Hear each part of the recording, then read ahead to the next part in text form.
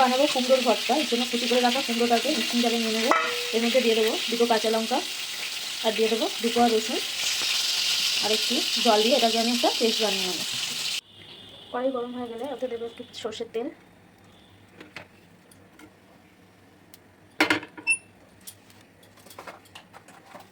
এর মধ্যে দিয়ে দেবো একটু কালো জিরে,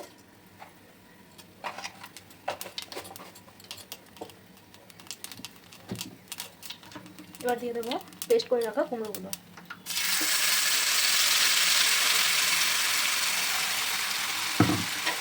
এবার এটাকে ভালো করে মিশিয়ে নেবো।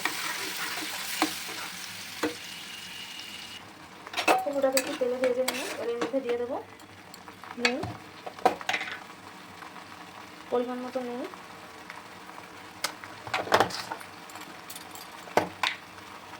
একটু হলুদ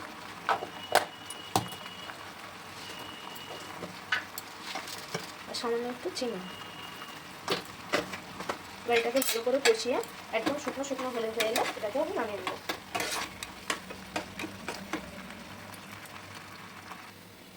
হয়ে গেছে কুমড়োর ভর্তা। এবার আমি এটাকে নামিয়ে নেবো বাটিতে। কুমড়োর ভর্তা রেডি। গরম ভাতের সাথে মেখে এটাকে খেতে খুব ভালো লাগে, অসাধারণ। তোমরা একবার বানিয়ে দেখতে পারো। চলো আসছি, টাটা, দেখা হচ্ছে আবার পরের ব্লগে।